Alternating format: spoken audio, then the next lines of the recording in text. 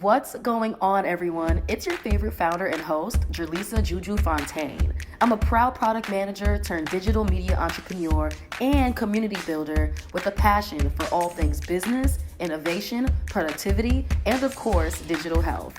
I'm on a life mission to create a world where people can live healthier and financially fulfilling lives, all whilst doing the work that they love. So, how does this podcast fit into that? Not staying at home all the time, like the panty is over, it's time to come out. Interview industry experts, thought leaders, and change makers on the very necessary decisions that they had to make for the sake of their accelerated business and career growth. We take deep dives into their innovative strategies, business models, and more. And don't worry, we aren't sticklers on this side. We make these conversations informative, yet fun and chill. Take a listen. Hi, everybody. Welcome back to another episode of the Very Necessary Decisions podcast.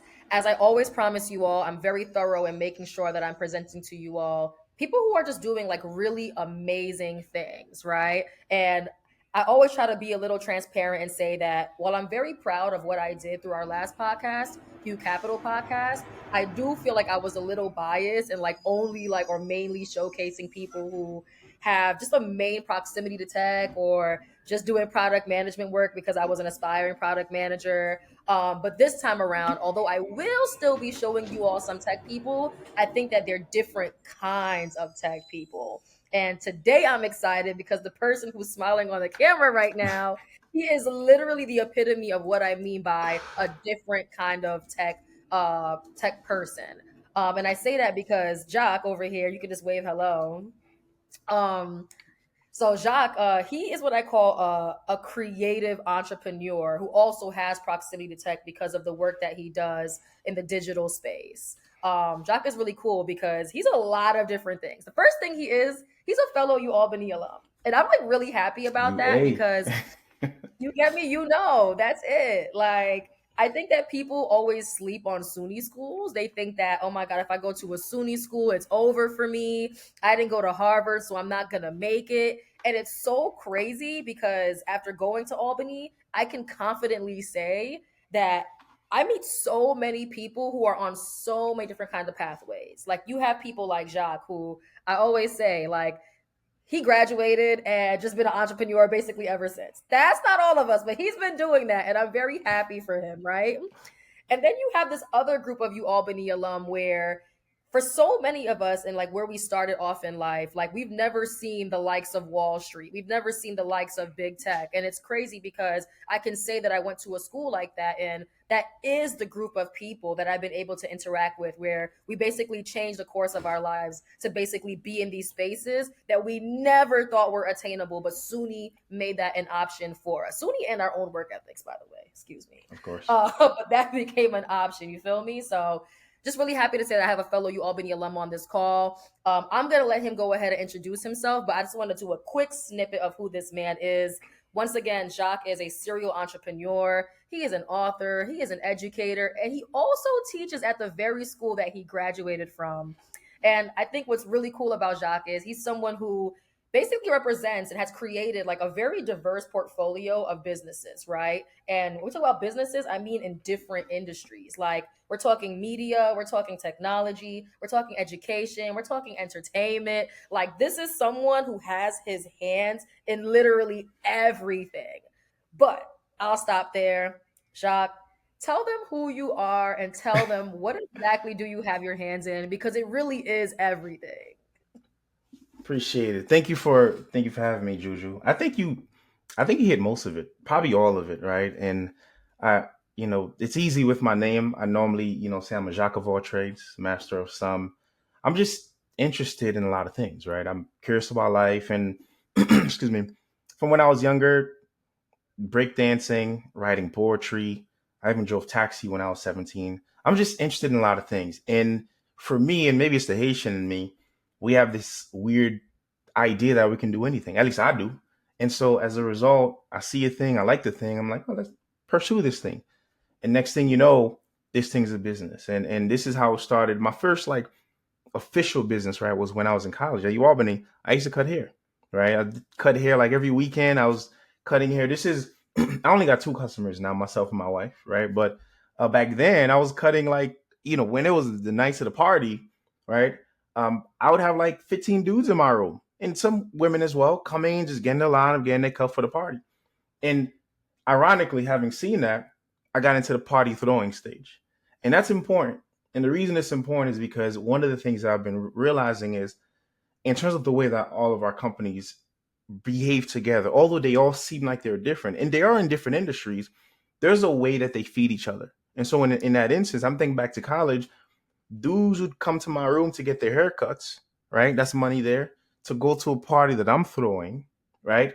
That when I get there, I'm going to take pictures of and put on my website for event photography, right? They all kind of work together.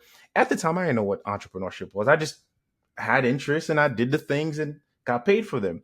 But I think that has followed me, now, 10, 15 years later. And I'm saying 10, 15 because I don't know the actual math, but I know like my wife and I just celebrated our 10-year anniversary, and we met at UAlbany. And I was doing this before I was married, so it's between 10 to 15 years. But anywho, 10 to 15 years later, I'm doing the same thing, just in different industries, right? Some marketing stuff, some education, some book publishing. We can get into them more, but that's really what it is. I think I'm just a creative dabbler that just love to dabble into things. I'm so happy you went that far behind because I actually did not know that you used to throw parties. And it's so funny because I always say, I definitely feel like a common denominator for a lot of people who are taking on this entrepreneurial path is they have done something when it comes to events, whether it's throwing parties, whether it's hosting things for families and friends. Like you've definitely noticed that like frequently entrepreneurs have put together some kind of gathering. I don't even know if people know this, but like even Elon Musk of all people actually used to throw like gatherings or parties or whatever you want to call it back when he was in college. I was That's like, crazy. really? Wow. I was I didn't know okay. that. Right. Like that was a really Yeah. random find, but it was also reassuring for me because similar to Jacques, I used to throw parties in college and I threw them my senior year. And it's so funny because it wasn't until a group of male friends who were also like Greek life and etc. They would come to me and say, yo, like you're not Greek life. You're just a regular GDI, goddamn individual. And yet everybody flocks to you. Everybody wants to be where you are. You are helping other people promote their events and people come because you're promoting it. They were like, sweetie, like just because all the guys have been doing it doesn't mean that you can't be either the first or one of the first women to actually do that. And guess what?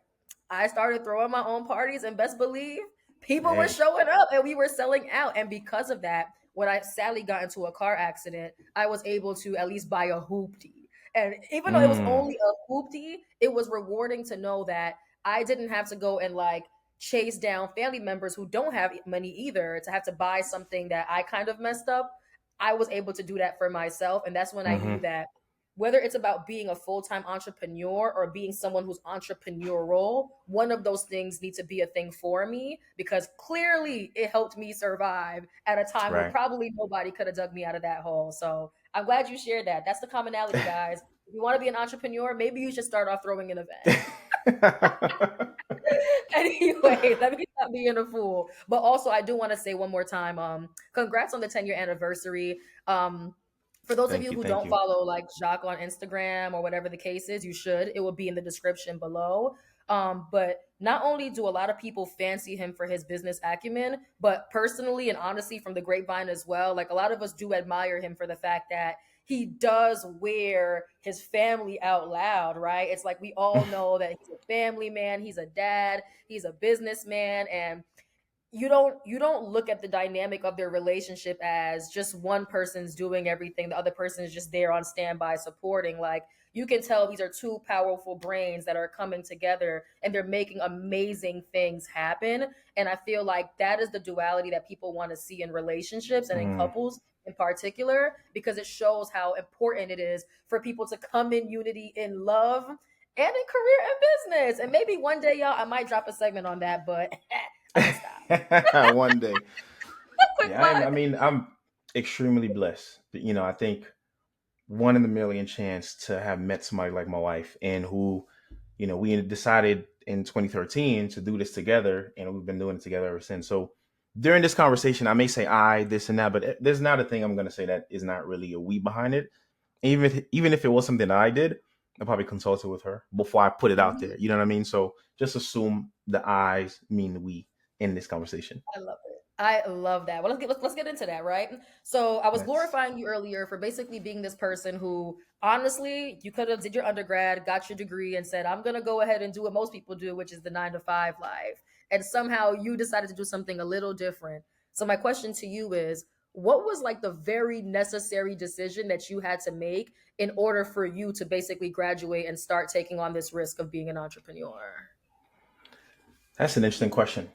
So it's funny because even my senior year, I started considering not finishing school, and it's ego. It wasn't even realistically, it wasn't the right decision, and I'm happy I had friends and other people in my circle that talked me out of it, right?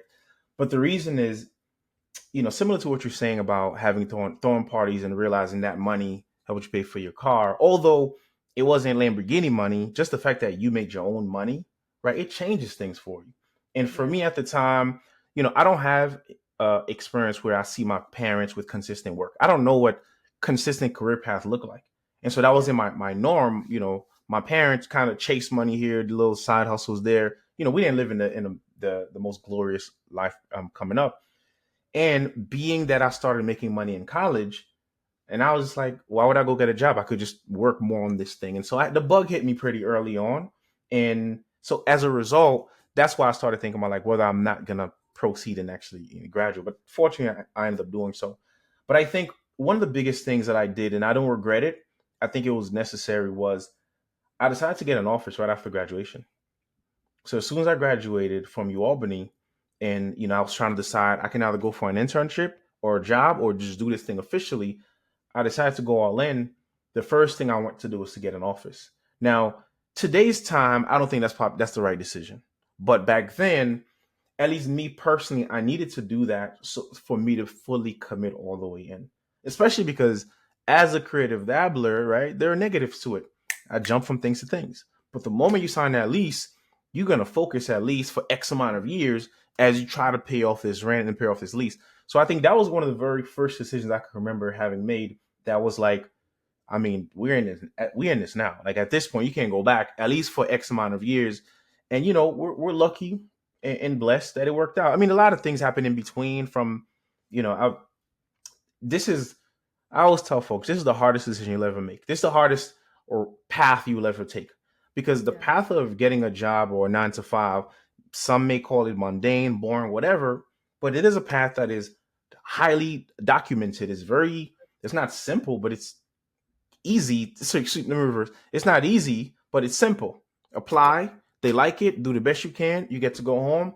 You're sick. You're not sick. You still get paid the same amount of money, right? That is a simple path to follow. But in the route that we all chose as entrepreneurs, you don't even know. And seasons change, and this new law and pandemic, and so it is literally the most difficult thing you can do. And this is, if anybody's listening, they are either on the path of entrepreneurship or they're thinking about it. I'm gonna tell you right now, even if you're in year one, month one, year 5, year 10, you got to give yourself some grace, because this thing is tough. It's tough for the most successful people out there and the ones who are just starting. You see companies every day who's been around for 100 years filing for bankruptcy or whatever. It's tough even for those guys. And so just give yourself some grace. But um, I could talk all day, so I'm just going I on hear it. tangent. But no, I think it's an important message to say for sure.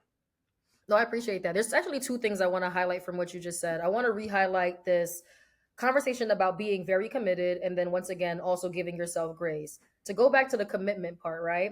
I think that it's true. Like when you are somebody who you just like a lot of different things and you feel like maybe you encounter something, it sparks interest and you want to explore it some more.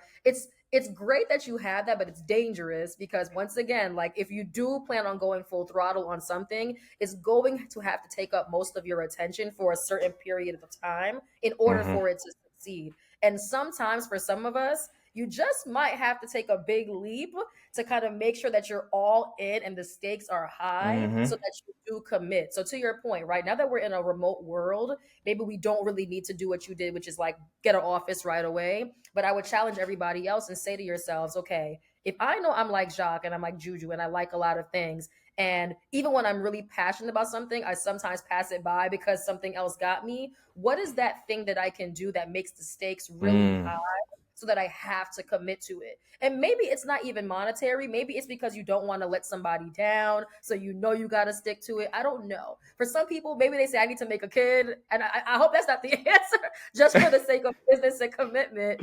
But for some Yeah. people, you need to do something to make the stakes high enough to commit. And if that is you, I challenge you to figure out what that is, whether it's monetary or whether it's by relationship and just not letting someone down. So I do Yeah. appreciate that.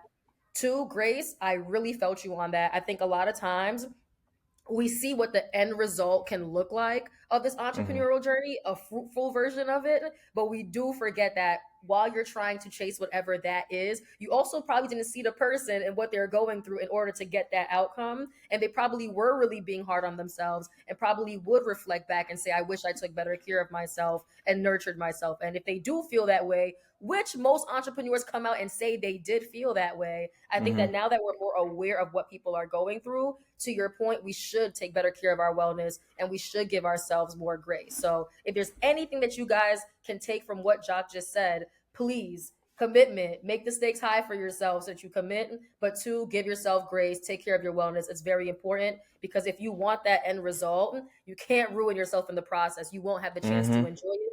And I'm happy to see that Jacques is still here, enjoying the fruits of his labor, and he gets to be on boats in Florida, living his best life. You already know. I do have to say too. I would also say be careful with the information you're using as Mm-hmm. the end result that you're trying to emulate, right? Yeah. Because one, it's not a good idea. It's never a good idea to compare your month two to somebody's year seven, right? Like Mm-hmm. that's just gonna kill your internal systems. Just thinking like, man, what am I doing in my life? That kind of thing. And so first, you got to compare apples to apples. But two, sometimes, because I know, like for me, I was broke the first 8, 9 years of entrepreneurship. I mean, like rent not paid and behind, like I was broke. But look at me online; they didn't show nothing like that because Mm-hmm. I was still 30 under 30 this, 40 under 40 that, right? Publishing Entrepreneur Magazine, Forbes Magazine, all those guys. But I didn't have a penny to my name because we weren't making enough money, right? And so there's also that perception, and it's weird because these are one of the reasons why I've kind of stepped off a little bit from content creation and being the person that speaks publicly. I used to talk about like hustlepreneurship, like, yeah, man, you got to be a hustlepreneur and work and hard. And I don't know, maybe it did or did inspire some folks to do certain things, but I didn't know what I didn't know, right? And now I live a life that is less hustle, more trying to be, and that's a privilege, of course, right? We make a little more money now, we can hire more people and have a team, but just I would say just be careful of who you're following or who you're looking at as the default picture, the after picture, right? Because and it's almost like parenting. I think about, now that I'm a parent, I have a 4-year-old daughter. I don't really share a lot on social, but maybe I share a picture of like her smiling and saying a Yeah. cool thing, but you don't realize she had a tantrum 20 minutes before that picture was taken. And as soon as Mm-hmm. that picture stopped, she had another tantrum right after, right? But that tantrum is not content. Nobody's sharing that. And so as a result, you're seeing these little pieces in somebody's day and you're glorifying that thing, chasing that thing, but that thing doesn't exist without the other things, right? And so just being careful of what you're looking at as the after picture you're chasing, because there are a lot of things that come with it that are probably not made for conversations like this, but you're going to have to deal with them. So just wanted to throw that into the mix as well. No, keep throwing things at me. I love this actually. And before I even go into the conversation about like really diving into like the business model of what I consider this to be your creative business empire, I do want to Hmm. pick at that a little bit, right? About hustle culture or hustlepreneurship, right? There's this famous line about working smarter, don't work harder. But for people who are early stage entrepreneurs, do you think that they should choose either one, or does it look like a combination of both? Like, what should that look like for early stage founders? Yeah, that's a great question. I think there are stages in business. So it's different stages, right? And it's like up and down. And so you have your growth stage where you're like, I'm just trying to grow as much as I can. Oftentimes you see growth stages at the very beginning of a business, or when they're looking to make a pivot or a new competitor just came. There are certain things that trigger that growth where I'm just trying to get bigger, and then you scale, trying to get leaner and trying to like get your stuff in order. Generally, that growth stage tends to lend itself to the working harder part of things, right? And then the scaling tends to be more so working smarter. Some examples: harder is like I don't know, I'm going to work an extra couple hours and I'm going to do more sales calls. That's the harder aspect of things. Smarter could be, we're going to implement this tool that's going to eliminate 80% of work here, right? I do think as you get more seasoned as an entrepreneur, you work to try to have both into your business, right? But you don't necessarily have to be responsible for the harder part of things. This is where you can start hiring folks to help you so they can handle the harder side of the business. And if you're overseeing the smarter side, implementing the tools and everything, you can have a company that has both. You know what I mean? But I think there are seasons, there are moments where it's okay for a company to say, you know what, we have our things figured out. We have these amount of clients. A good example of this is probably one of our cleaners that random, but our cleaner that cleans our house. You know, right now she's chilling. Most of her clients come from her recurring cleanings. So every 2 weeks she goes there, every month she goes there, every week she goes there. That's enough to pay her bills. She's chilling. Yeah. And that's okay. Like she doesn't have to grow if she's cool. But, you know, God forbid something happens. Maybe 3 clients end up saying, hey, we're going to move on to a different company, right? Or there's a health scare. Now she needs more cash. She wants to buy. There are certain things that trigger. Now she said, okay, I'm going to work harder to get more clients. I'm going to, you know what I'm saying? So that's an example of like, it's okay to chill if it's working for you based on your lifestyle. But there are certain things that will trigger the kind of harder versus smarter. But I'll say that regardless of how long I've been in the space, I think I still work harder than most. Right. And so for me, and this is just not being overconfident, I know it. And I'm saying that because, yeah, you see this, right? But like, yeah, I didn't go to bed till 2 a.m. last night. Right. And I woke up at 6. Like, but those are the things that are not necessarily part of the conversation. I don't love that part of my life. And it's a means to an end. We're at a stage right now where it requires this. But, and part of this is also because I also don't want to compromise family. Right. So for me, 4 o'clock, I'm dad mode. I'm cooking dinner. I'm present, right? And I want to be present for that. So I got to add more time on the back end. But I could have just said, hey, you know, for this season of life, I'm not really going to be present for my family, for my wife, for my whatever. But those are non-negotiables for me. So as a result, that's why I'm later. But then maybe in a couple months, I will be able to go to bed at 11 or 12 if I want to, because I won't have the urgency. So there's seasons, right? This season in life right now, we're doing some pivots. We're starting some new businesses. So it's requiring me to stay up.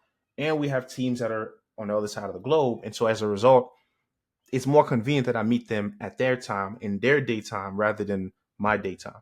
Right. So, but yeah, that's my answer to the harder, smarter conversation, which is there are seasons, but in a perfect world, if you can do both, then you have the advantage that folks don't have. You have the team, you have the systems, but you also don't mind having work ethic to do the hard things that you're supposed to do. Honestly, I love that response because that kind of aligns with my view. I always felt like it's not about either or. I think it always has to do with a combination of both, or there's always a time and place for when you need to execute or lean on one more than the other. And also, I'm not going to lie to you, unpopular opinion, I think that rightfully so, we're always taught that, or at least if you're paying attention, you're told that as an entrepreneur, you need time to think. So when you're doing too much, you're not having enough time to think about what's going to happen next or what the future needs to look like. But I think that when you're starting something new, I do believe there's power in also being an executor, not just a visionary, because at the end of the day, God forbid, if somebody cannot be present to do a very crucial task, if there was an opportunity for you in the past to have learned that skill and you knew you probably could have and should have, you don't want to be in a space where you regret, damn, maybe I shouldn't have put all of it in that person. Maybe there's a world where I know I probably could have learned that skill to an extent to just do enough to save the day. And then I have to find a way to get it really saved the day after that. So I do think there's power in being a hard worker and being a smart worker, but also realizing that to be both, you want to be both the visionary and the executor so that you can always come and be the hero of your own company when you really need to. So I really do cherish your response on that. And you made a comment about starting these new businesses, because one thing Jacques is going to do, he's going to start a new business. And I do want to like really give you your flowers, because I can't say that prior to like 2020 did I like really pay attention to this influencer content creator market. But you definitely, at least for me, I can't speak for the world, but for me, you are like one of the very few people that I've definitely seen like operating in the space of like managing that type of talent. not just being the talent, but managing that talent, right? So walk us through like all the different companies that you own through what is this creative business empire. Yeah, man, appreciate that. And to your point, so we started Shade. Shade is an influencer marketing agency. We started Shade in 2016, excuse me. So, and at the time, we weren't the first to manage talent because I saw a couple others, but we were definitely one of the first. And I'm just going to say one of the first because I couldn't find anybody, but who knows? Maybe somebody did exist to represent talent, specifically Black and brown talent. And so we only represented Black influencers and went after brands who wanted to reach Black consumers through influencer marketing. And so a client, say McDonald's, would come and say, "Hey, I want to reach, I want to sell some whatever to Black consumers. I want to do it through the vehicle of influencer marketing. I'm going to reach out to an agency." And so we were one of the agencies they reach out to. And then we would then, with the talent we represent, would say, we think these files would be a good fit. And we'd kind of oversee the deal and we get paid a commission based on what that creator would make. So that's the business model behind that. And Shade actually was born out of Boogie. So Boogie was the company that most people knew us for. That's what I started in college, right? And back then when I was cutting hair, it used to be called Boogie's Cuts. And the same parties I was referring to, we also started making party flyers. And I'm saying this is just me at the time for real, but started making party flyers, right? And so the same example I gave, somebody would be coming to my party that I did the flyer for, that they're getting a haircut from me, and I'm taking pictures at the same party, right? And because I have different teams a part of this thing, I would still get paid from those things, although they were still my parties. So Boogie, we ran Boogie, turned Boogie to a marketing agency, doing social media, digital marketing, viral marketing, that kind of thing. And in 2016, as a side service, we launched Shade. So like as we were doing influencer marketing for clients, we said we're going to start representing talent. Shortly after, just about a year and change, Shade overtook Boogie and Shade became the new anchor business. And so the anchor business, the way we look at it, is the main company, the biggest one. And the reason why that matters is because in a perfect world, somebody who is multi-passionate like you and I are, my advice is always be, if you can afford to do 2 to 3 years to focus on building anchor business, that'll allow you to now, your bases are covered. This ends up becoming your new 9 to 5, right?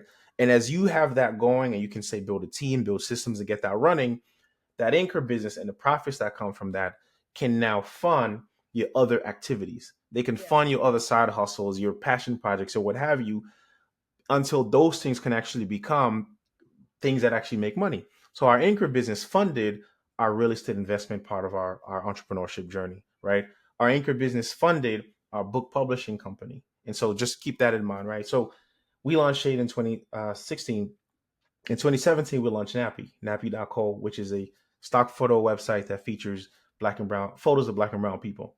And Nappy is free. Anybody could go on the website and just use the photos for presentations, whatever. We make money a few other ways, but the main product is actually free for people to use. So Nappy is another business in the portfolio. Same 2017, we also launched a company called Snappy Booth. Snappy, which is a photo booth company. We were serving corporate companies and parties, brand activations, whatever. And so with those three so far, Nappy, Shade, and Snappy, besides all having like one simple one word names, they fed each other. The same client can book us on, the same client from Shade would also potentially use products we have on Nappy, because in addition to Nappy being free, on the back end of Nappy is a photo studio. So the client that is going to use our influencers, another team from that same company that needs to do paid ads and they need media or creative, we can create high quality lifestyle photos for them that they could use for their creative that features Black and brown people, right? And in the same time, if they have a party this summer or an influencer meetup or whatever, they can hire Snappy Booth to then come in and take pictures or do the whole booth thing, 360, all that stuff. This is pre-pandemic, right? So those are three. We end up selling Snappy in 2022. We sold Snappy because our business model was changing, and Snappy was the only business of ours that was physical, like in location, and we wanted to be location independent. And so as a result, we sold it to another company who, using our SOPs and systems, doubled the sales the second month. Like they got it, used it, they didn't do nothing. They just turn on the ads that we already had set up, doubled sales, and they've been growing consistently ever since. We, help them out, consult here and there if they need, but this is their business and they've made changes, etc. So we no longer have Snappy on the portfolio, but that's another business. In 2021, and so if you, I mean, I don't know how much time we got. If we really want to go meta in terms of like how things play with each other, right? And with Shade, this is literally, we just started Shade. This is 2019, going back a little bit. I had a talk at Squarespace. I did a talk there, and somebody asked me, what did I think of the future of influencer marketing? And I said, but obviously at this time, nobody knows the pandemic is coming, where it's going to be the biggest uptick of influencer marketing growth, because brands are going to have issues with, they can't do full productions anymore, getting all these people together. So they're going to go, the value of an influencer is higher because they're the makeup artist, right? They're the camera person, they're the editor, they're the talent all in one. And so they were more valuable during the pandemic. But in 2019, the person asked this question, and I said, these are the things I think about the future. I think influencer marketing in the way that it is now is going to change. Brands are not going to spend as much money to creators. Like, they're not just going to be like, here's 10K, here's whatever K. There'll probably be more regulation. But I said, I think the future of influencer marketing, if I was an influencer, is going to actually be taking my audience that I already have, and instead of just pitching sell stuff from brands to them, I, as a creator, I'm going to start my own businesses that I'm going to promote to my brands. Because the hardest part about business, right, besides running it is marketing. It's the acquisition, customer acquisition.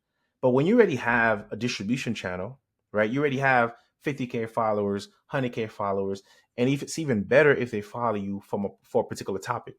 Like, I am a illustrator and these people follow me because they love my illustration. That's amazing, right? Or I'm a fitness person. These people follow me for that reason. Because now I can launch product in that niche, and I know these people are highly likely to buy, versus like, I had one funny video because I fell off the stairs and everybody laughed and they all followed me. But that's a random crowd. Unless you're a stand-up comedian, you're not really going to be able to move that crowd, right? But so we made that hypothesis back in 2019, saying, I think creators are going to need to start their own businesses. And taking our own advice, we said, we want to actually grow to become the business behind the business. So we want to grow to help creators build their own businesses. And so at the time, we decided on 3 things. We said, it was actually 4 things, but one of them we never. So we decided we were going to do a speaking business. So in addition to being an influencer, we're going to launch a speaking business. We're going to launch a TV production business, all under Shade. It was Shade Speakers, Shade TV, Shade Books. And then this last one is called Creator Class, which is a course, right? And the goal is we would be the behind the scenes that help creators produce these things that we would then potentially make money with, right? The first thing we tried was a speaker business, launch it for 6 months, never seen light of day. It didn't work out. We end up cutting it, but nobody knew. Like, it just never made it out. We never, and, to your point, we build a lot in private, and then eventually, once we have enough traction, then we'll say, all right, let's publicly launch this thing and what have you. That didn't work out, and so then we said, okay, let's do the book next. But at the time, we never wrote no book, at least not publish a book officially, right? Mm-hmm. And we said we should also do the course, but we've never done that before. And so I said, all right, let's take a year or 2 off. Let me launch those things. Let me launch a project within those verticals so I can understand it.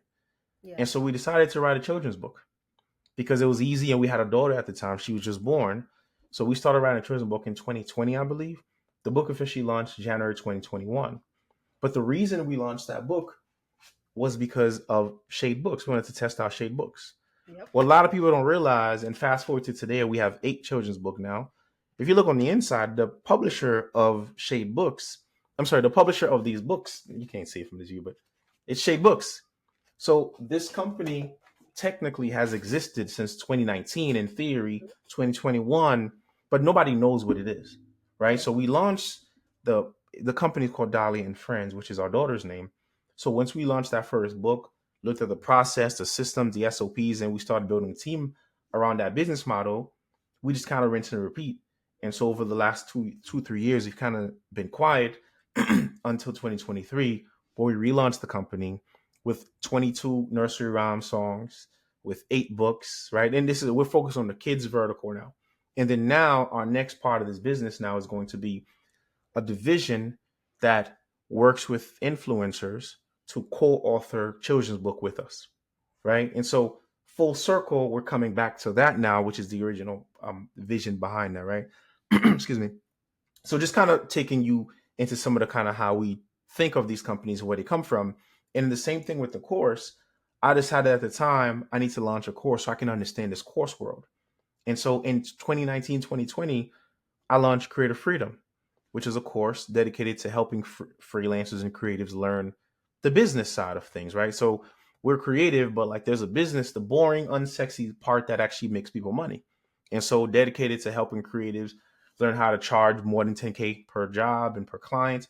And we still running that business now is called Creative Cookout. So the name changed slightly, but it's still running. And both of these businesses have their own teams, their own systems and processes and websites and branding and everything.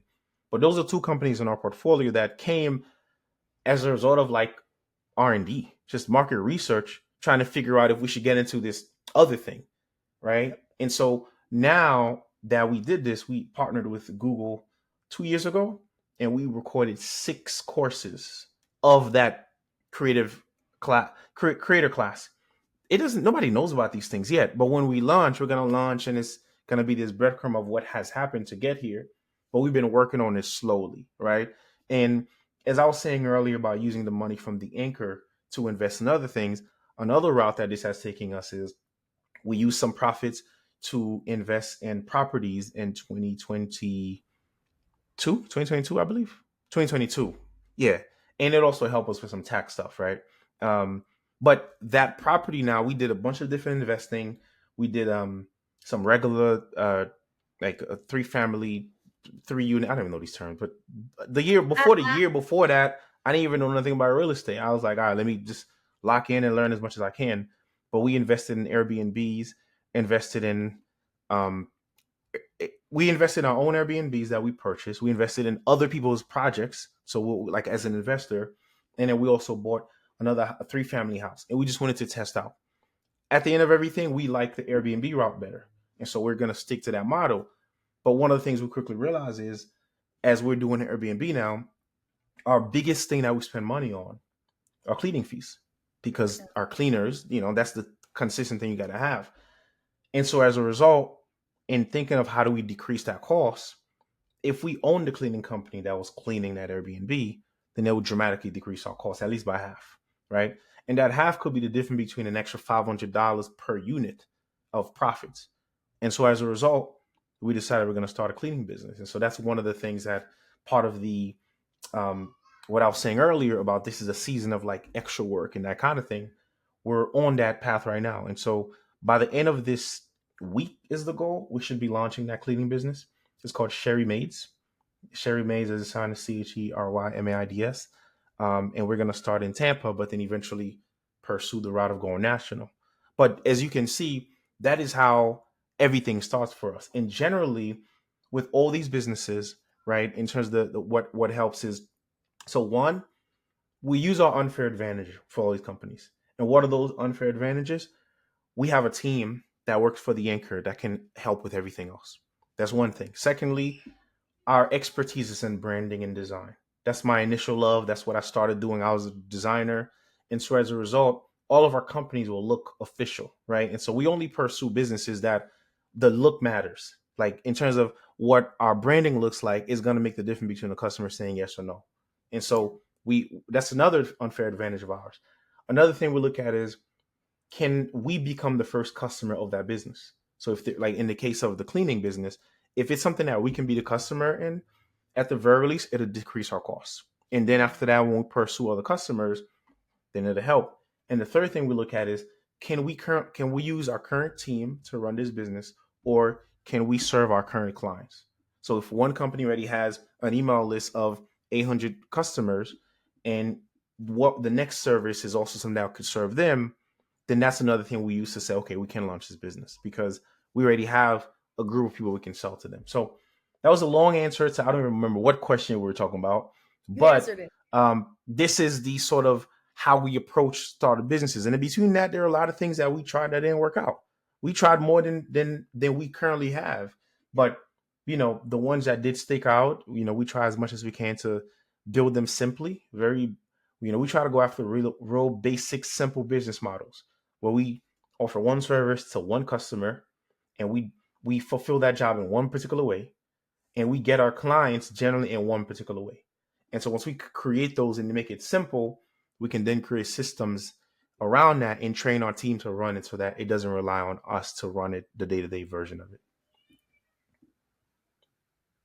That's it. That was a fire response. Okay, I have a couple of things I That want was to a say. lot. No, that was amazing though. Like, to be honest, like, I mean, once again, right? Like, this time around for this podcast, this version of the podcast, like, I just really wanted to be like very intentional about making sure that people understand, like, if I want to pursue entrepreneurship in a particular industry or in many industries, like, what does my pathway look like? And I think it's very important to ask yourself, like, do you want to be an entrepreneur that creates a business, or do you want to be an entrepreneur who creates an empire? And I don't know about anybody else who's listening, but like, if you're really like trying to be true to this, like, maybe the answer is an empire. And these are the kind of responses that we need to like listen to in order for us to understand, like, how do you take this very foundational, very fundamental business that I have now and turn that into something that can make impact in so many different ways. Impact on the world, impact on our customers and our consumers, and God damn it, impact on me, because I don't want to be broke while doing it, right? Like, that's very important. So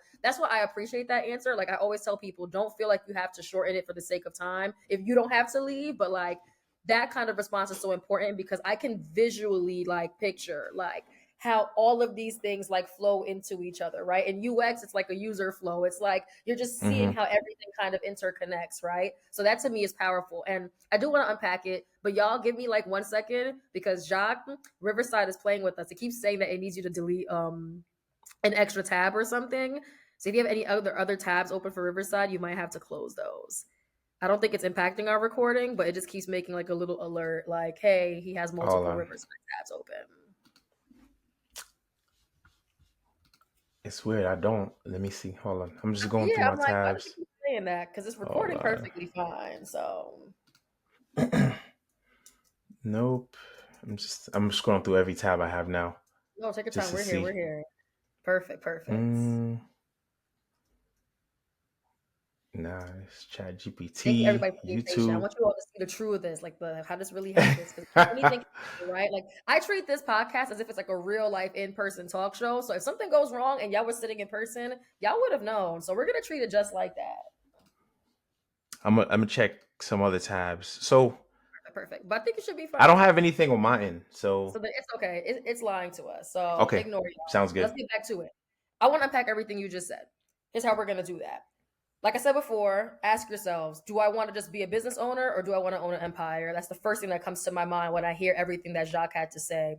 But then number two, like, I always tell people, like, and like I said, I'm no guru, okay? Like, I am not the end all be all when it comes to this. I'm new to this myself, y'all. I'm trying to build. But I think that one thing that's very important, and Jacques, please tell me what you think about this, is I think if you are on this entrepreneurial path, I think that you need to really have an understanding of like, who do you want to impact? Like, who do you feel like you want to build this business and empire around? Who do you really genuinely want to cater to? Who do you think is your audience? And I think that's so important because I think that if you are true to who you want to make impact for, I think that you'll always gain clarity on like, or just generate more ideas around what it is that I can launch that's still going to impact this particular demographic of people. And when I say demographic, it can be culture, it can be age, it can be location, it can be anything. But I think that when you have clarity on whose life you want to change, whose life you want to impact, a lot of these things just start to become more, I guess, like clear and make more sense. And you also feel truly connected to it because you know that this is a group of people that I care about. Do you feel like that's important? For sure.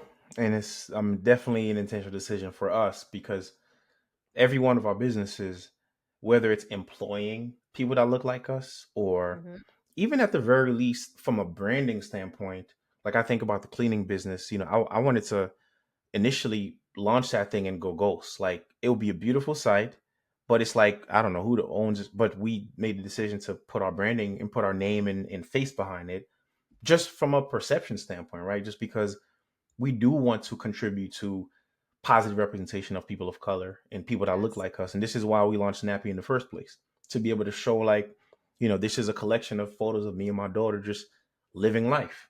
And that's a thing that is normal for us, right? Like this stuff that maybe misrepresented on TV or in the news is not the everyday, right? That's just one of the things. Those are probably the louder things, but the boring stuff that nobody talks about are the dads that are chilling in their house, right? Chilling with their daughters, or the black couples, or the black and white, black and brown couples who are just living their lives. Like it's just so. Yeah, to your point, I agree, and that is something we consider with everything we do, right? Because I think the moment that one of our businesses does not have any component of that in it, because even with our children's book, right?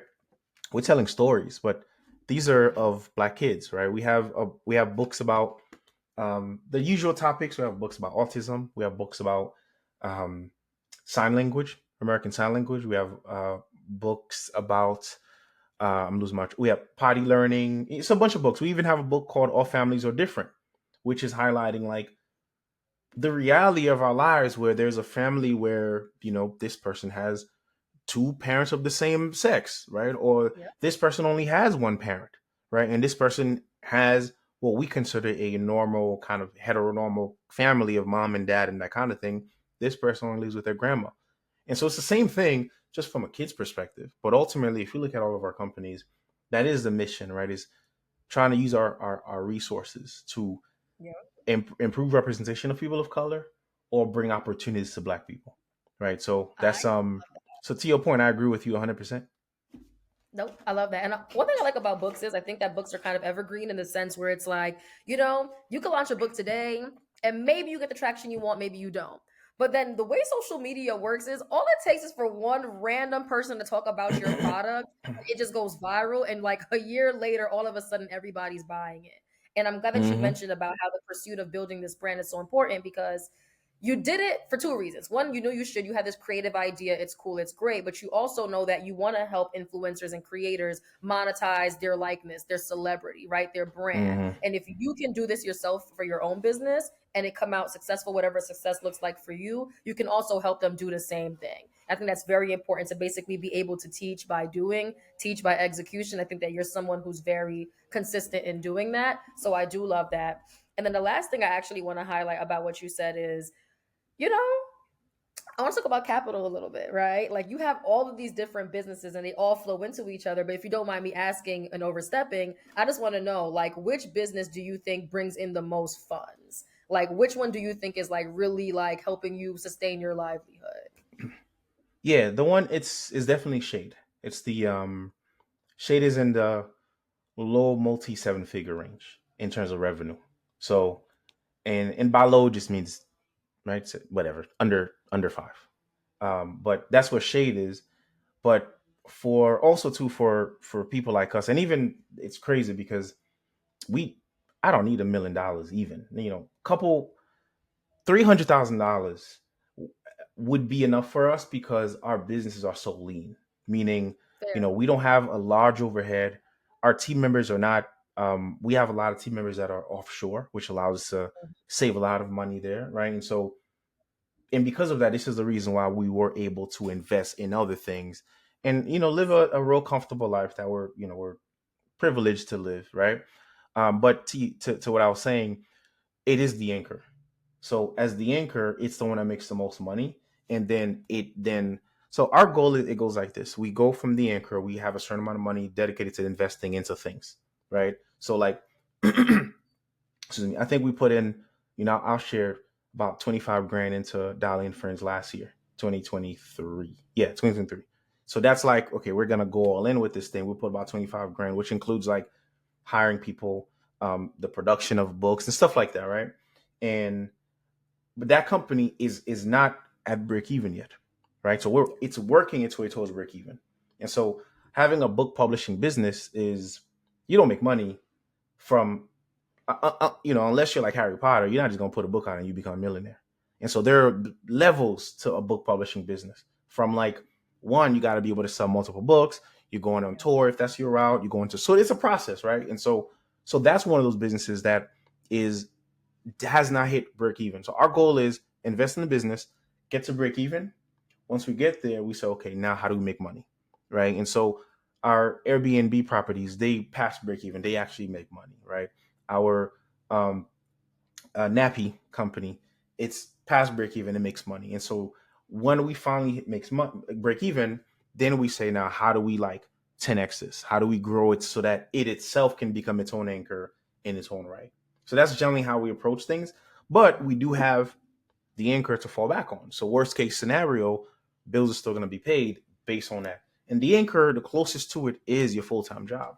And so I'm saying the reason I mention this is because you really also cannot lose sight of the anchor, because sometimes it's easy to have shiny object syndrome and jump to something else, but not giving the anchor the time it needs until the anchor is no longer producing. And because it's the anchor, it's the one that's making significantly more money than the others. Now you're stuck in this like, oh crap, right? You may have to get a job to get a new anchor, right? And so it's really important that one, is really important to try to, as much as you can, to focus to build that anchor to a sustainable place. And then as you're building other things, you also keep an eye on the anchor. Make sure it's fed so that it can continue to feed you, just like how you giving attention to the other kind of side hustle things. Nope, that was phenomenal. And sadly, at some point, Jacques has to leave, so I do have to kind of change the direction of the conversation. But real quick, before I do that, I do want to commend you for like having that really fruitful hypothesis about how content creators and influencers, how they will have to start becoming more entrepreneurial in order for them to keep doing that thing that they love, whether Mm-hmm. it's being athletic, cooking, or whatever the case may be. And I think that your business model really shows that. But secondary to that is someone who I never watch, Mr. Beast. Like I've never seen Mm. any of his content, but yet he always comes up in conversation. And I think what's really cool about his brand is he's been able to leverage what he's built on YouTube to launch a chocolate company and some other company. And even on top of that, now he's a software entrepreneur. Now he's even been able Mm-hmm. to leverage his celebrity and likeness in this YouTube content creation space to now create a Mm-hmm. software company that basically helps people, like, I guess, identify how to create content with the most potential for virality. Like that's what it's Right. aiming to do, right? So it's like, I think that to your point, for all people who are trying to pursue influencer content creation careers, like you should also probably in the back of your mind be thinking, what problems am I experiencing when I'm building in this space? Because maybe I can be the solution to it one day. And if you get That's anything a out of great this point. conversation, Mm-hmm. I hope it's that you're able to hear his journey, hear his empire, hear everything that Jacques is doing for himself, his family, and other influencers, and say to yourself, if I encounter any issue when I'm creating, let me write that down and let me circle back to it, because I might be able to provide a solution through a separate company. And maybe you'll find yourself really not having to rely on brand deals for the sake of surviving, because you'll be able to launch your own product, and that would probably help you more than survive. So that I should be love the game. that. Mm-hmm. I try. I Listen, think brain. go ahead. No, go ahead. No, you good. I got it. Go ahead. Oh no. One thing I love doing is I love the sum up, because I think that like I just love how you speak. I love hearing you, and I love how like just smart and clever you are. Right, to be able to think of all of these things and somehow piece them together like it's a chess game. Like that's a big deal, right? So I just love hearing you, but I want to make sure that people who are listening, they also hear it, absorb it, and know what to do with Right. it. And that's what I'm here for. But you had a comment. Yeah, and I appreciate that. Yeah. What I was gonna say too, I want to clarify what I said about the anchor. For influencers, your influencer business can be the anchor, right? Especially if you're having a good year where you're making more money than you would have made at a job, right? Some folks may look at it as, man, all right, I could buy the dream car, buy the dream house. But if you can potentially invest that into another business model that can pay you, you know, more for longevity, right? The kind of business where in the beginning it won't pay as much, but once you kind of figure it out, it'll pay you forever. And you could even remove yourself from that business and it's still paying you consistently, right? And so that business can also be your anchor, especially if you're having a really good year. And other examples that we've seen more, it is, let's think about entertainment and sports. Just imagine like your LeBron James or Kevin Hart, right? Their anchor is their what they do in terms of like what they got to put the hours in, right? Braun is playing ball, right? And so that's his service-based business, if you will, right? And Kevin Hart is doing tours and doing stand-up comedy.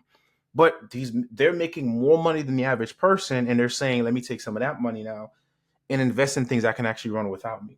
And so as a result, when their anchor dies, which they eventually do, right? Influence marketing money eventually dries down. Eventually, any athlete, you ain't playing ball till you're 60, right? That's gonna dry down, right? Stand up comedian. I mean, they get to live longer, have a longer life, but you don't have as much energy to travel around and do that kind of thing. You got to take the money you make and invest it somewhere, and you could do more simple investments like stocks and S&P 500s, but you get more dividends back when you're investing in your own business or your own thing that's going to pay you a lot more in the long term. So these are other examples of, I'm not doing nothing unique here. These are things that everybody does. And when you look at the PNG and all those guys, those holding companies, these are all similar strategies. They have products that are serving the same people, right? They have a hair product for one group and also soap product for the same group, and then lotion for the same group, right? It's the same play. We're just doing it at a much smaller scale. Exactly. No, you effectively took that blueprint and basically like made it your own. If everybody who's listening, if you don't know what P&G is, it's Procter and Gamble. It's basically like he said, it's a holding company for consumer goods product, think hair care, skin care, and the whole 9 yards. But once again, like when they acquire businesses or bring businesses into their ecosystem, it's to answer this one simple question, like, can this somehow benefit or feed into some other business or multiple businesses in this conglomerate that I own? If it's not going to positively answer that question, they're probably not going to acquire it. So once again, that's the reason why what Jacques is building is so important, because everything is so interconnected, not just because he wants it to, it needs to be that. Otherwise, you're operating very independent entities, and that can be exhausting. They'll all become a full-time job if they cannot benefit from being in this ecosystem. So that I appreciate. I have like 2 important questions before we go into the flash round. But the first question I want to ask you about is, to me, you're someone who's very insightful when it comes to this like gig economy type of world, right? It's like you were freelancing for a period of time. Maybe you still do freelance. And I kind of wonder, like, what does the future of the gig economy look like? Like, what should we be like mindful of? That's a great question. So there's gig economy. Generally, my brain goes to Ubers and DoorDash and those things, Instacart. Then there's gig, if you look at like in the context of a Fiverr, where gig is our creative, services. So I'm gonna take the answer more from the creative services side. So from that end, um, so I don't have a lot of foresight in terms of like foresight in terms of what's going to happen, but I do think one thing that is top of mind for a lot of people is AI, right? So the concept of AI, because folks are saying AI will take my job and replace my job, right? And I do want to talk about that a little bit, because I actually think AI does put some folks in jeopardy, but there's a way to avoid that, right? And so I think this is the moment where if you are a service provider, this is your moment to become an expert. This is for you to become a practitioner and pick a certain thing and a certain problem you help people solve, right? Because the thing that AI gets wrong is context. AI can't really get context right. And so if you're saying, I'm a writer, I'll write anything you want, just tell me what you want, you're going to be able to be replaced by AI. But if you're saying, I help these particular specific type of businesses write content that helps them get this particular type of results, right? Then as the solution provider to that problem, companies will always come to you. And here's the kicker. You can actually use AI to help improve your work, help improve your workflow. So to me, I look at AI, especially for creatives, not as competitor, but actually something that helps you make more for less. Because if it can help you with your research stage, right? Like I think about, even as I'm launching the businesses now, I'm going to ChatGPT and I'm going to Bard, which is now called Gemini, Google's version, and I'm asking questions, right? And I'm having them help me with the research and development process, helping them help me come up with even some of I like give me some specials that we can do for people. Oh, I'll say look at specials in other industries that we can bring into the cleaning business realm, right? And so these I think I truly believe AI will level the playing field and allow you to have almost similar access that huge conglomerates normally have in people, except you're going to get this in AI, right? But when you are a generalist in the service that you provide, when you're a generalist service provider, you're a general designer that does everything for everybody, your job will be in jeopardy. And so my advice to anybody who's listening from a creative standpoint is to figure out, how can I turn whatever I do, the skills that I have, into the solution to a problem that somebody have? And one way you can do it, speaking of AI, you can actually probably go to one of those AI tools and say, look, I am a Blink and these are my skills. What problem do these skills solve? And you start Mm-hmm. there, take a list of those problems. Who has that problem? And you're looking for industries or types of businesses. And then when you look at that list, who seems like they could afford to spend 5 grand, 10K or more to solve this problem? Now you have your list, and now you look at who else is serving these people. Yeah. Like, so now you're looking for potential competitors. And now you look at those folks. If you can find 5, 10 of these people, emulate them. Yeah. What language are they using to communicate to this person? How are they calling the customers out to show them that they serve them? How are they painting this problem? Look at their testimonials to see. And there's so much folks can learn from somebody's testimonial, because if I'm writing a testimonial and I'm like, I had this issue, so I hired blah, blah, blah company to help me solve this issue. And now this is our end result. There's so much that you could. Now, this issue that they had, chances are other folks would have that issue, right? Secondly, the person leaving that review, they oftentimes have their name in their title. Now you already know the contact or the title of the contact you may need from your prospective clients, right? And you're looking at the kind of results they're looking for, because the testimonial says all of it, right? So I know I said a lot, No, and you I could said break it down, but just in general, I just want to say, if you are a creative service provider, think of how can you take what you do, your skill sets, and turn them to solutions to problems that real companies have that they'll be willing to pay you for. And then you go through that process I mentioned earlier to find who has that problem, who can afford to pay you a fair rate for that problem, and who's currently serving those people, and then seeing how are they branding and positioning themselves in the market. That was a phenomenal response. I love how you broke down the fact that the gig economy has like these multiple trajectories, right? It's like you could be on the cab side, et cetera, whatever, but it's also this creative side. I'm glad that you knew to answer it from the creative lens. That's exactly where I wanted you to answer it. And I know I had the right person on this podcast episode, because if you said anything and didn't include the word AI in it, I would feel like I failed today. And I'm so glad you made sure. I'm so glad you made sure to lean into that, because the reality is, like, once again, right? Especially for Black and brown people who are listening to this, there are so many waves in technology that we have missed.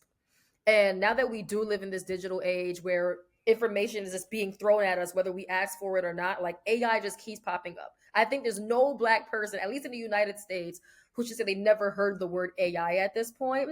And I feel like it's Right. very important that we do not allow this wave to miss us. I think the reality is, like, people are talking about how the power of humanities is coming back, right? Like, if you are able to somehow find very particular use cases for AI to solve a problem, there's no need to replace you, because the reason that you're even here, whether it's because you're at a 9 to 5 or you're an entrepreneur, is you were able to identify a tool and you were able to say that I can use this tool to solve a problem for you at a cheaper rate. And just the Mm-hmm. ability to say anything like that should give you an opportunity to make money, whether you're an entrepreneur For or sure. you're at a job. And that's why I think that response was so powerful, because he's literally reminding you this is not a wave to miss. This is a way that doesn't have to replace you, as long as you don't continue priding yourself on being this ultra generalist. I think that being a generalist Mm-hmm. is cool for a period of time. I believe in the power of being a generalist, but I think it's important to be a generalist until you find that thing that you can like confidently specialize in. And that is the thing that you sell people on.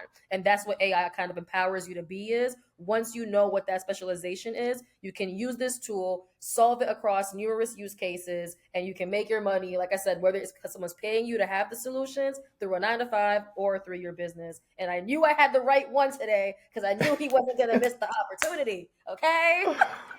So I Your summaries appreciate are dope. I love to hear. Yeah, that's dope.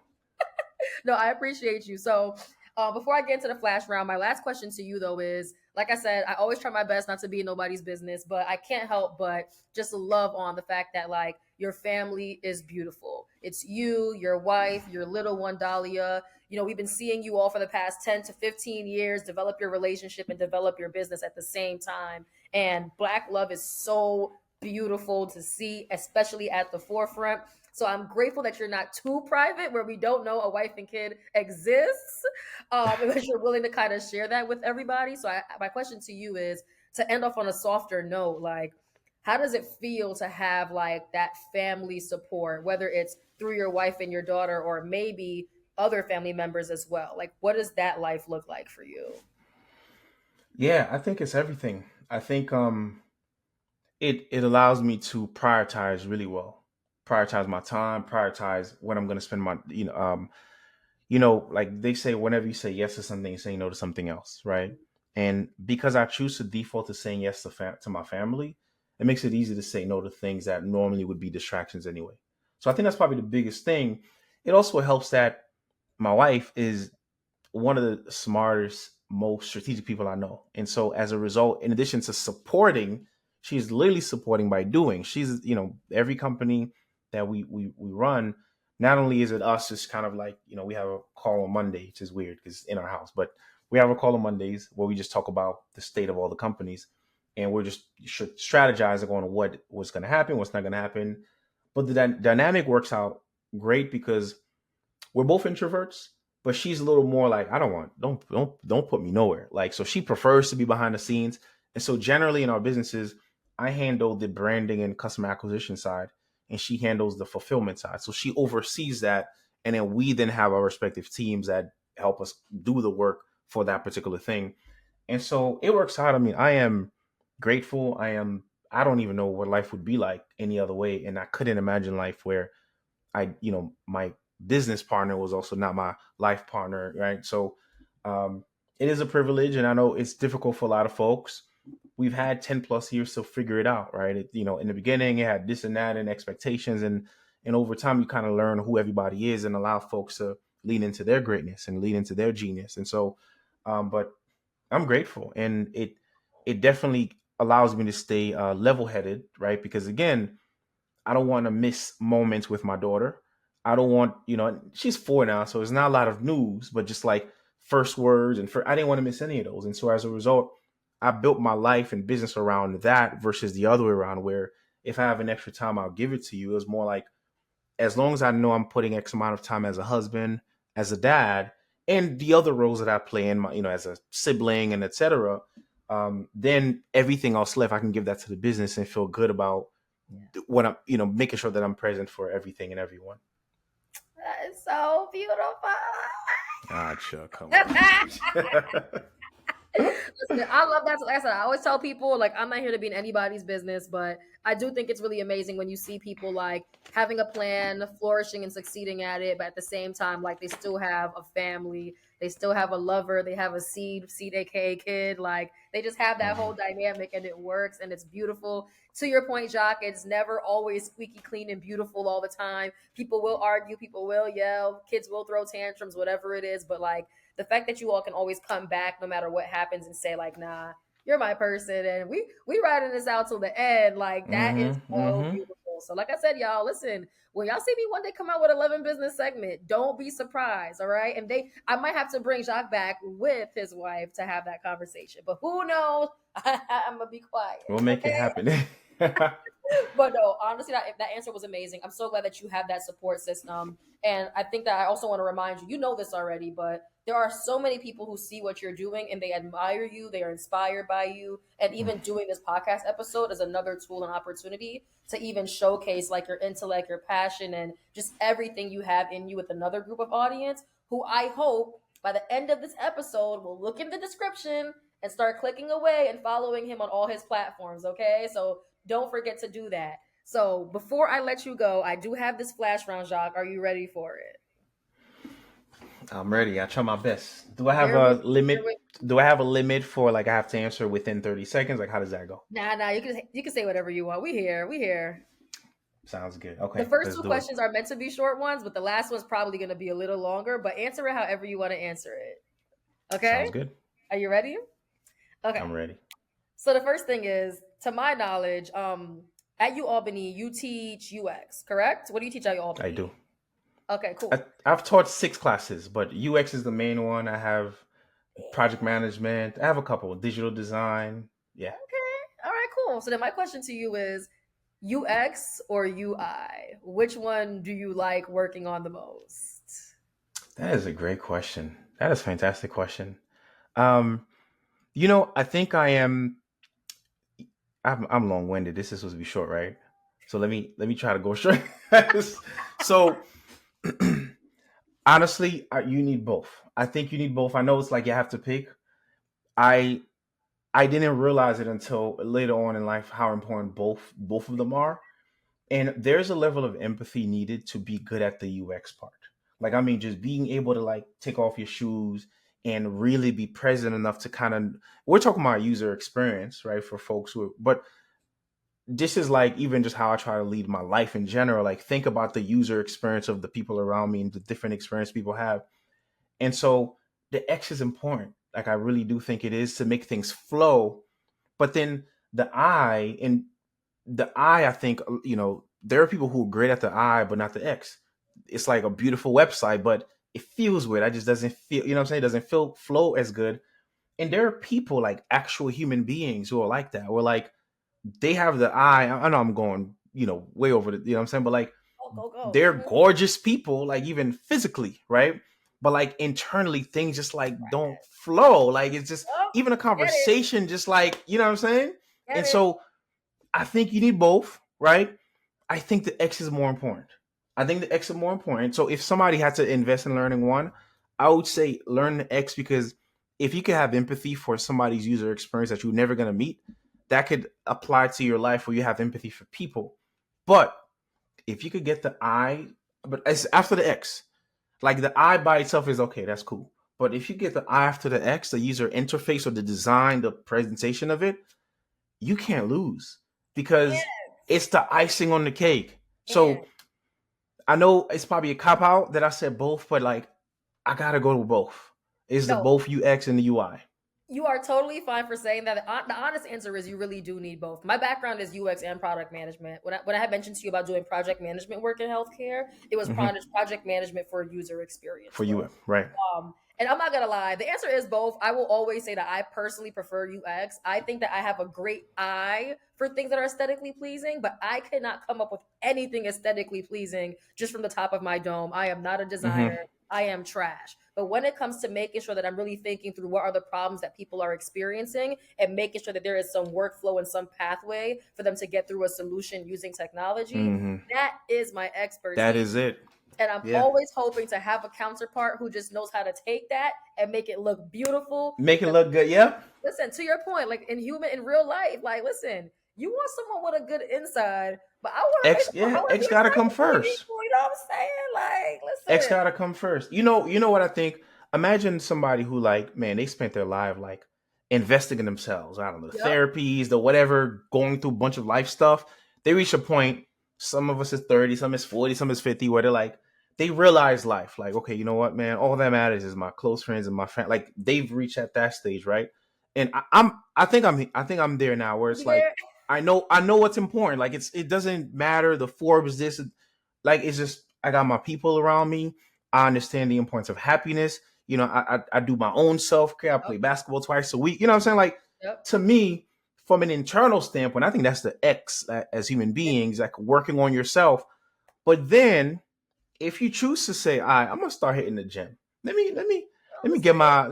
let me get them in the hair transplant, whatever people do, right? Let me Uh-uh. now that I that was followed by the X, that is a fantastic person, right? And this is no shade on people who are just naturally gorgeous, right? Like, but it's just the I that comes after the inside work. Oh my god, Mhm.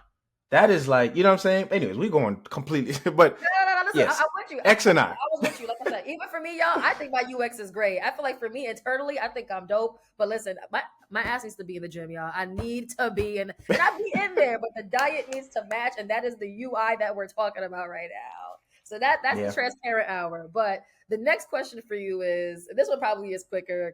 I think I have an idea of what answer you're gonna say, but I'm gonna shut up. The question is, do you prefer the urban lifestyle or the suburban lifestyle? Who? No, that's easy. I say suburban. I I'll say feel sub. like you Yeah, would say that. I feel like you would say that.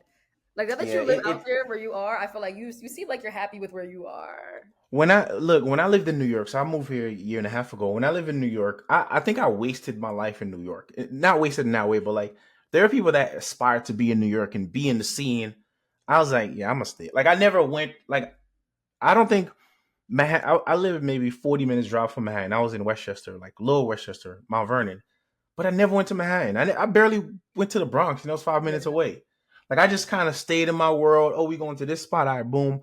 Like we did more, and again, this is a privilege. We did more outside of the country than we did in Manhattan when I lived in New York. Most of the time I lived down there, right? So, Mhm.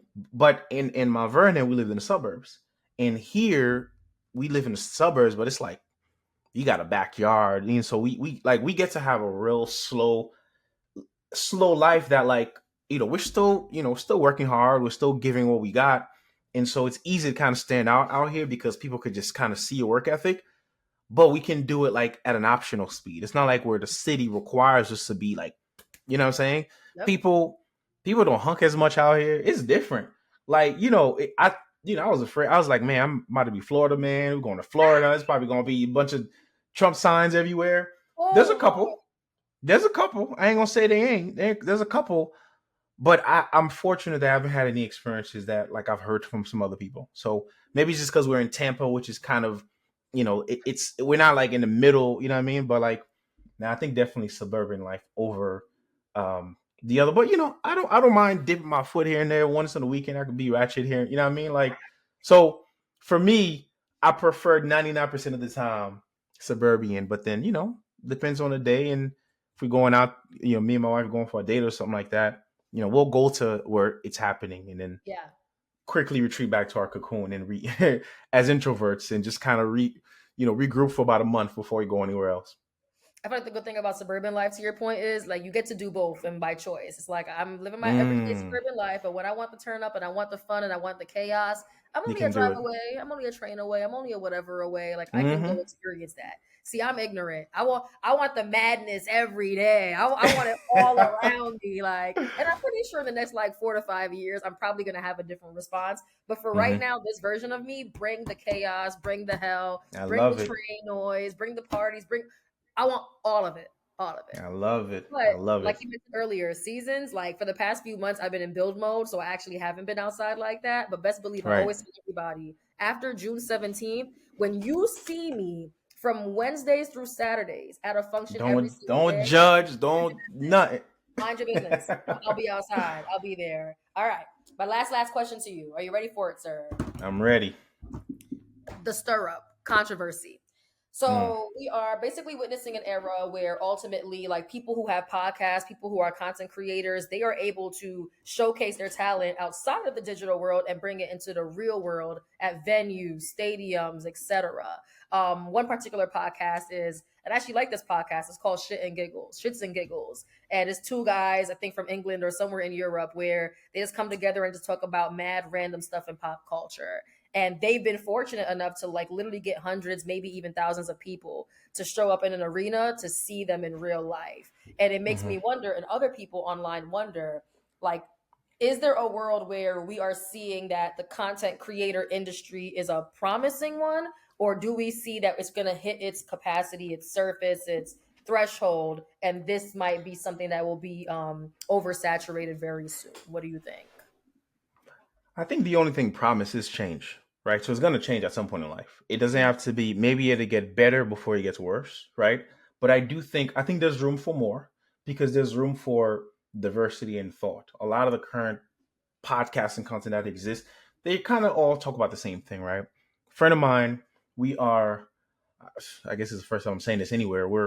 And if this doesn't happen, so a friend of mine, we're launching a podcast called Got a Sec, and it's about it's two married men who are with kids and entrepreneurs and have multiple businesses, and we're just kind of tired of some of the men-led podcasts out there that are very like relationship and what do you bring to the table, like what I'm saying, like that whole thing. And we're like people who adore our wives and see the value that they bring to the table even before their financial and career contributions, but then they actually do have those things. So it's like we feel like we hit the jackpot, but those guys in their conversation are so loud that if you're somebody who's like, I don't know, but that's all you're hearing is, yeah, true.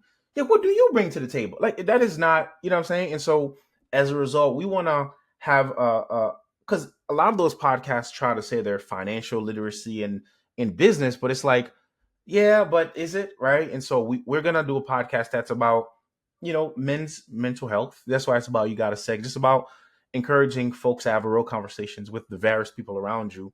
And it'll be, business, life, and relationships built into it, because that's what brought, me and my friend together. Um, and so I think there's room for more different topics that are not talked about.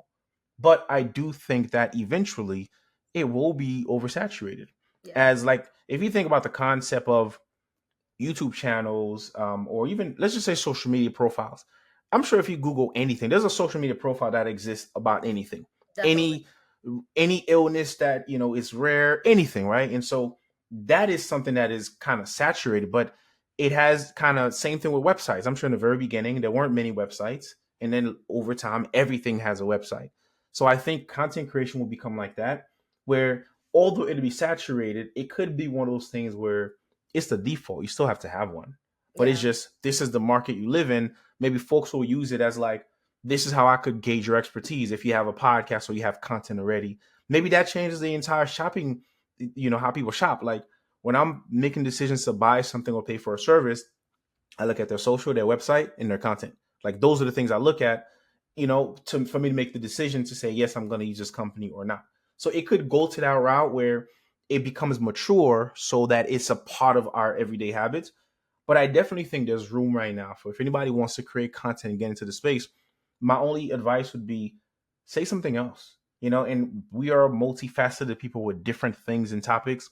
Don't be afraid to be vulnerable. I think, honestly, I think vulnerability is, there's still a lot of room for vulnerability, right? The stuff that people are not talking about, the unsexy, like, yo, I'm going through it right now. Not like back in the day, before I figured it out. Now I'm this big shot or whatever, right? Like, and and there are parts of me that wish I shared more when things were not working, right, for Yeah. us. And there, by the way, and there are things that are not working right now that as I started sharing things like, our books company, folks may see that and go, yo, this thing is doing it. Yeah, but this is costing me money right now. It ain't doing nothing yet, right? As with most new businesses. But I don't want people to think like, yeah, when Jacques launches from day one, it takes time to like figure these things out. And even with our Airbnb properties and the cleaning thing, we're launching the cleaning thing as a result of trying to get more profits into that business. And so it's all a recurring thing. But, if we can share more of the, it ain't working with folks, I think that's a new kind of conversation that folks don't really hear from a lot, unless somebody's like having a meltdown or something publicly, you know what I'm saying? And that's like a whole different kind of thing. So, so to answer the question and sum it up, I think there's more room to grow. I think if anybody's thinking about getting into content, there's still room for you. But I do think if you can come and say something else, that'll be dope. Just to have different thoughts, different things that exist. But I know for me, I'm a consumer. Podcast, I prefer long form, but I'll go turn something on as I'm like cooking, as I'm just chilling in the background. And that's my like, that's my one of my forms of entertainment. We So are yeah. we are literally 2 in 1 on that one. Like for me personally, I always tell people like, listen, I wish I was a show person.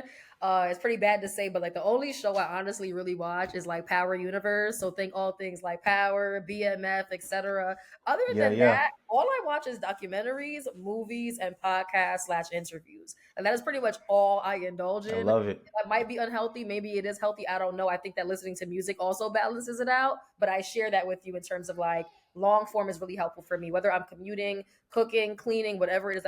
Honestly, even when I'm working, like I saw a post that someone said, like, if you can listen to podcasts while you're working, you're a serial killer. And it's like, well, goddamn, I guess I'd I be out guess here I am. I guess I.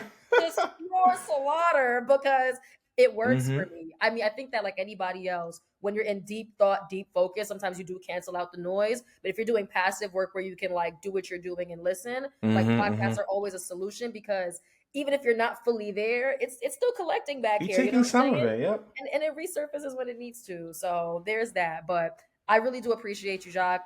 Like I said before, like I've wanted him on this podcast since like I've had the HuCapital podcast a long time ago, but I'm really big on like making sure that my ish is together before I invite people onto my platform. And now that my ish is back together, I'm glad that we had this conversation. And it literally went, I don't think it was possible, but it went even better than I thought it would. And I already had a great vision for how this would go. And you just topped it even more. I don't know how that's possible, but I I do think you. appreciate that. I think everybody here listened to you, heard you, learned from you, and for everybody who was listening, like don't listen just to listen to do. Okay. Like, I think that a lot I of us love go that. down this like content research, like, blah, and you're like, okay, I don't know what to do with this. Like, as you listen, take notes or think to yourself, oh my God, that sounded really cool. What can I do with that piece of information?